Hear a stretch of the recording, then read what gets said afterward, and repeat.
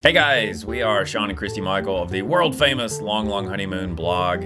In this video, we're going to talk about taking your RV back down from Alaska.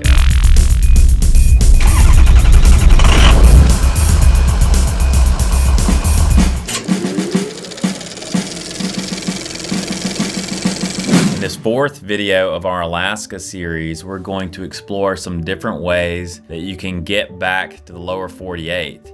And of course, we're going to tell and show you the route we took, which I thought worked out very well.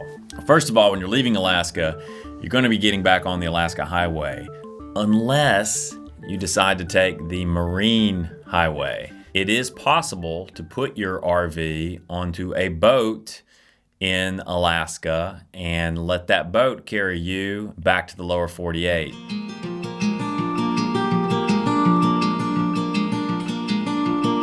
But I have to say, that is not a cheap option. We did research it. Yeah, we looked into it in 2012 when we were there, and I think it was around $3,500 for our rig and us to take the ferry, and you have to have a sleeping quarter of some sort. They don't let you sleep in your rig. Well, it's like 2 bunk beds and a little bathroom. Neat. It's kind of neat. Mm-hmm. Got a private bathroom and everything. I think that might be a bigger bathroom than we had on Queen Bear. Bunk beds. So-called head. So you have to either get a seat or you can get an inside cabin, which I think is basically 2 bunk beds that are really tiny, or you can get an exterior one so you have a window. Of course, that's more. So it's very expensive, and of course you have to eat their food while you're on there, so you have to buy that. You can come in here and shower. Like if you don't pay for a cabin, Yeah. you can come in here and this is your facility. Have a shower. Can I shower in here too? Well, no, not you. Just girls. Oh man. So, although you have an RV, you can't sleep in it, you can't use your kitchen, you can't really access it very much while the ferry is in transit. So you're sort of on a cruise ship that's really... A very crude cruise ship. Yeah, it's not a lot of fun. Yeah. So you're gonna have to shell out for a room on the ferry, or else you're gonna be sleeping in your seat. So it's just an expensive option. If you got the money and you don't feel like driving back down the Alcan, it's certainly one choice. Mm-hmm. We, however, decided to drive back down, but we didn't take the Alaska Highway all the way back down. You certainly can do that, but as you know, the trip home is never quite as fun as the trip getting there when you're driving the same road. So we decided to take a different route coming back down to the lower 48. This was the very end of September. Rainy season had already set in, so we felt like we were running away, heading south as quickly as we could. We were worried not only about torrential rain downpours, but also about the potential for snow, because in early October, some highways require snow chains. Mm-hmm. So we passed back through Tok, which is on the border of Alaska and the Yukon. Fresh moose meat to go. All you can eat. He's like chowing down.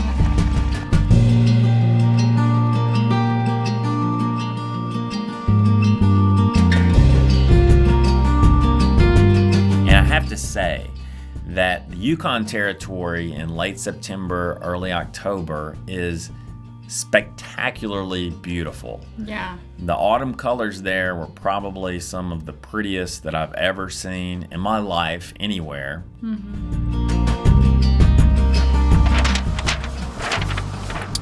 We are here at Beaver Creek. Okay. So this is Haines Junction, which is where this is taking us, 148 miles. Now we could go from Haines Junction to Haines, spend a day in Haines, and then you could take the ferry from Haines over to Skagway, and then you could drive back up this way. We decided then and there that we would do a little detour through Haines, Alaska. And when you're on the Alaska Highway, there's a place you'll come to called Haines Junction, tiny little town. Most people turn left and they keep on going down the Alaska Highway. If you hang a right, you'll head towards Haines.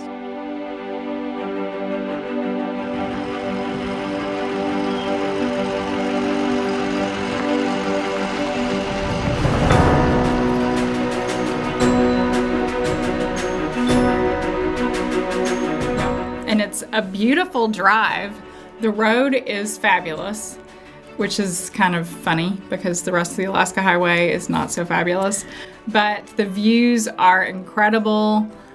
We did an overnight camping spot there along the highway on a gorgeous turnout. The view from our camper at that turnout was spectacular.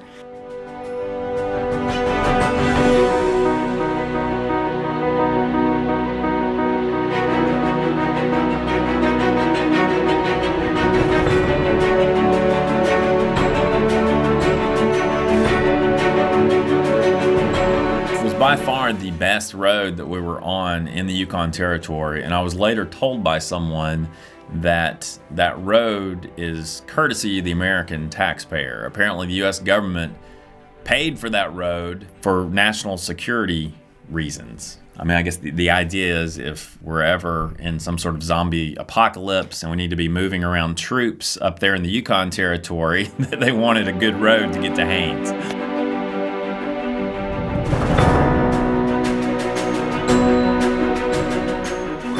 Haines, Alaska, and we're seeing more bald eagles than we've ever seen in one place in our lives, without a doubt. I mean, when I look out here at this vista, I'm seeing dozens and dozens of bald eagles. If you see a bird in the sky, it's probably a bald eagle. It's pretty incredible from that standpoint.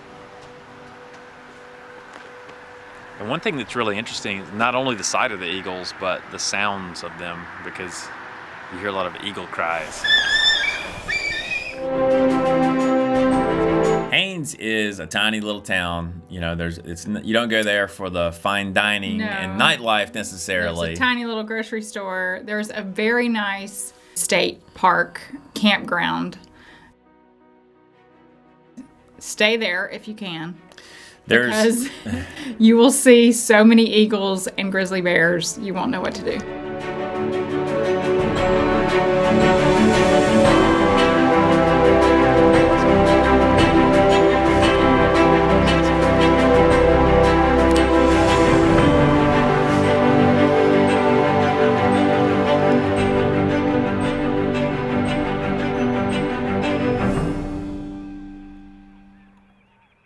Yeah, Haines ended up being a highlight of our entire Alaska trip for a couple of reasons. Eagles and grizzly bears. Because what else do you go to Alaska for? That's right. I mean, we love viewing wildlife, and we found so much unique wildlife at Haines. It really seemed like kind of a magical place. So we had that striking autumn beauty, you know, the autumn colors. And we had eagles in almost every tree. I mean, you would see eagles pretty much everywhere you look. Dozens of eagles. And in fact, if bald you're eagles. Later in October, if you're willing to be up there a little bit later in the season, there is a big eagle festival apparently. Because the eagles, they come back to Haines. They have some sort of eagle sanctuary area. And I guess the eagles migrate to this area every year at a certain time. And I think it's maybe later in October and into November. So it's definitely not the prime time to be there when you're driving. But if you can make it back there, I can only imagine how spectacular it would be, because it was amazing the end of September, beginning of October when we were there. Yeah, there's a river in the area and a lake, and it's the Chilkoot and Chilkoot. So we're here on the banks of the Chilkoot River. And there are nothing but tons of dead salmon along the side of the water, and it smells horrible. Oh my God. It smells really terrible. You can see all the dead fish laying around. Ugh. Disgusting. Look at all these dead fish. It smells as terrible as you think it does. That's where the campground is. It's a super cute little campground. It's super cheap. I think it's like $15 a night. Of course, it's dry camping, but the views are spectacular. There are a lot of fishermen there. And there's a bridge that you can drive over nearby that goes over the river. And it's just a great place to stand and watch the grizzly bears eat the salmon. And there'll be fishermen down there catching the salmon. Yeah. Okay, so what do? They lay their eggs or whatever, and then they die? They've already laid their egg, yeah. Okay. So that's like chums. There's like chums and sockeye there, and that's not, nobody was after them anyway. Of course, there's just salmon galore everywhere. So it's just really a unique experience because there's also the eagles there. So you've got the eagles swooping in to catch salmon. You've got the bears grabbing salmon to eat them. And then you've got the fishermen, trying to catch the salmon. So it's really just kind of a... And also seals. There were seals coming in from the sea. Little seals that were floating in from the ocean, kind of coming up the river just a little bit. You would see them poke their little heads out. So it was just really a unique spot. There's no place we've ever been that has had that sort of unique wildlife in such a compact area. I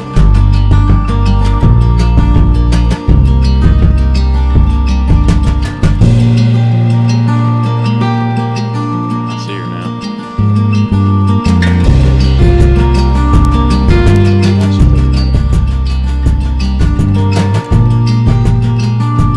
She's chewing on it.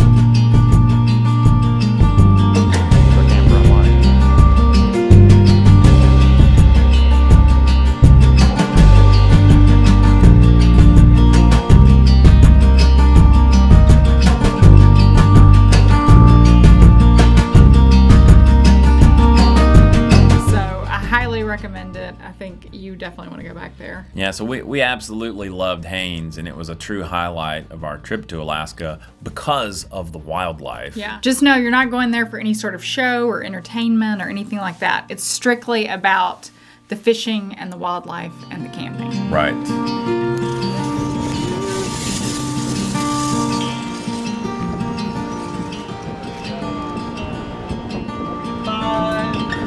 Five inches. 45, 5 inches. Yeah. It's good to know. You said 45? 45? So from Haines, if you look at Haines on a map, you'll see that you're in this, what would you call it, an elbow of Alaska, something like that. Yeah, it's sort of like one of those legs of Alaska that sort of, how Alaska sort of has those two legs. It's a leg or an elbow. It's sort of like down in the... Some sort of appendage. But, in Haines, you have another choice because you can sort of backtrack, get back on the Alaska Highway and head down to Whitehorse. Or you can do something very interesting, and that is get on a ferry. Mm-hmm. And yes, you can pull your entire rig on the ferry. And we looked into this, and we figured out a couple of things.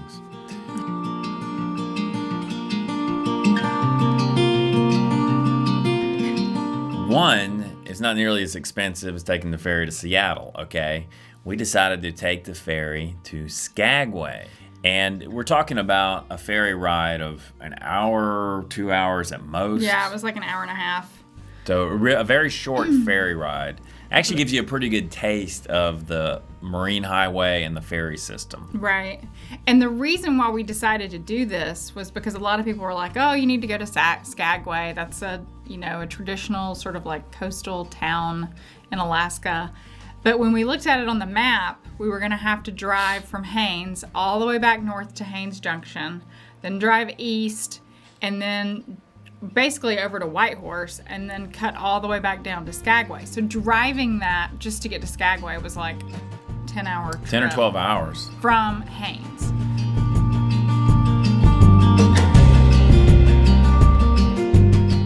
And then we found out we could do the ferry. And so we looked into the ferry, and I think it was like Yeah, a couple $100. $50, something like that, for us to do the ferry.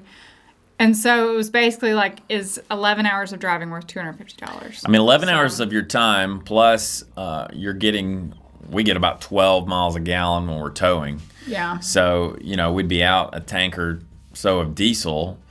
With Canadian prices. With Canadian prices. So, you know, it really was just kind of a small premium Wasn't attached much to the more ferry to ride. do the ferry. You do pay by the foot, so the longer your rig, the more expensive it will be. So the shorter your rig, the cheaper it will be. Right. So if you're in a car with no RV or anything, you know, I would imagine it'd be pretty darn cheap. And if you're in a huge motorhome, it's going to be pricey. Yeah. So we did the ferry, and it was a really unique experience. Yeah, like the ferry is pretty fascinating because, you know, you kind of line up with your rig, you drive it onto the ship and park it.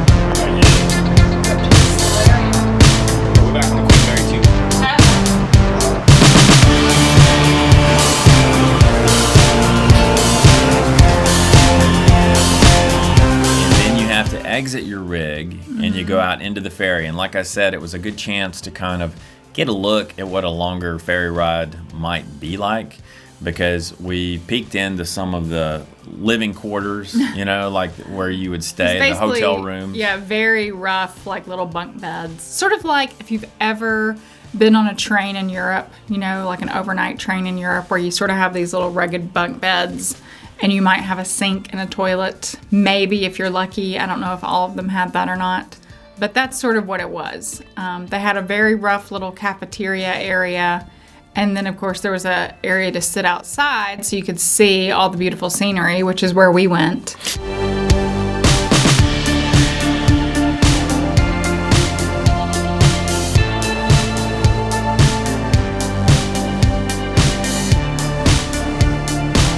People actually sleeping in sleeping bags on the lounge chairs out there. So instead of getting a room, these people were just sleeping in their sleeping bag on the deck.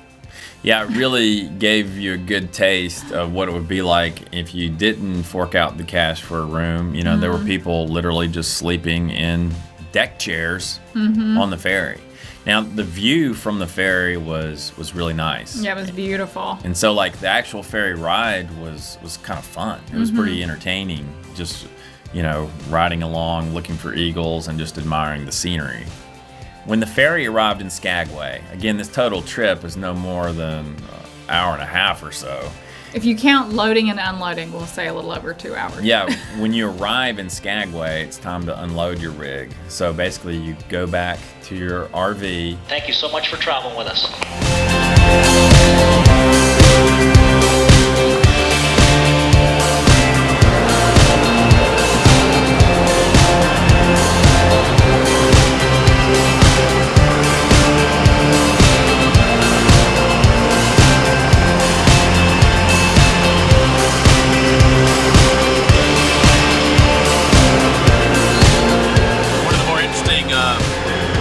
Jobs you've ever done.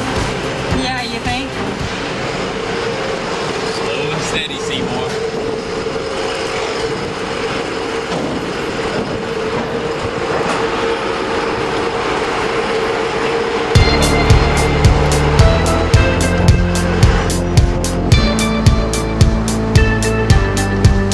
Go slow right here, babe. All right.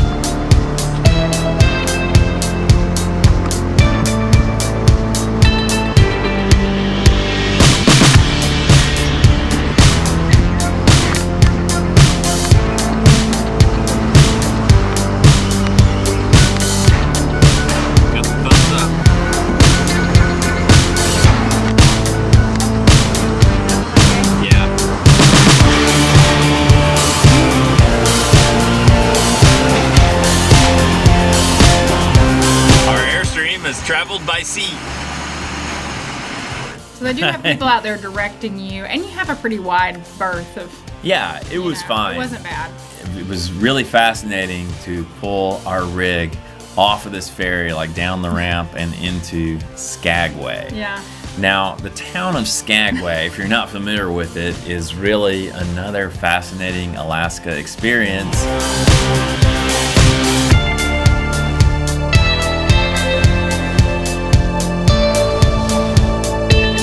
Coming up in the next episode of our Alaska series, our rig rolls into Skagway and beyond.